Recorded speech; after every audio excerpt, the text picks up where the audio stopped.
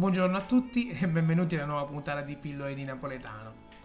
Oggi parleremo di un termine abbastanza usato nel napoletano per indicare una persona che proprio non ce la fa. Il termine in questione è mamozio, si può sentire anche una distorsione mamuozio. E con il termine mamozio si intende una persona imbambolata, fessa, che non capisce bene le cose. L'origine del termine è davvero particolare. Allora, l'origine risale a un comune in provincia di Napoli che si chiama Pezzulo, in cui nel 1704 fu trovata la statua del console romano Lolliano Mavorzio. Questa statua però non aveva la testa, e fu piazzata al suo posto una testa molto più piccola, che dava questa impressione un po' strana perché la statua grossa, la testa piccola, dava questa sensazione di dissonanza molto particolare.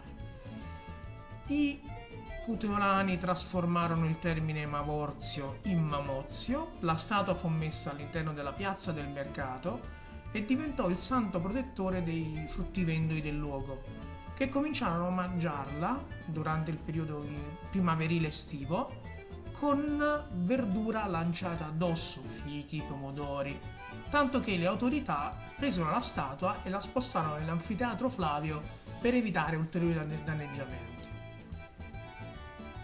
Questo termine, che indica quindi questa persona stupida, per esempio ha un richiamo nel cinema.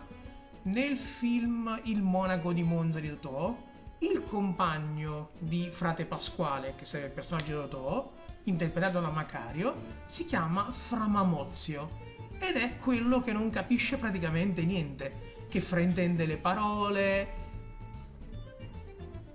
una persona assolutamente imbambolata, un po' nel suo mondo. Detto questo, io vi saluto, vi ringrazio per l'attenzione, vi rimando a una prossima puntata di Pillole di Napoletano, come si dice sempre a Napoli. Ciao Brim!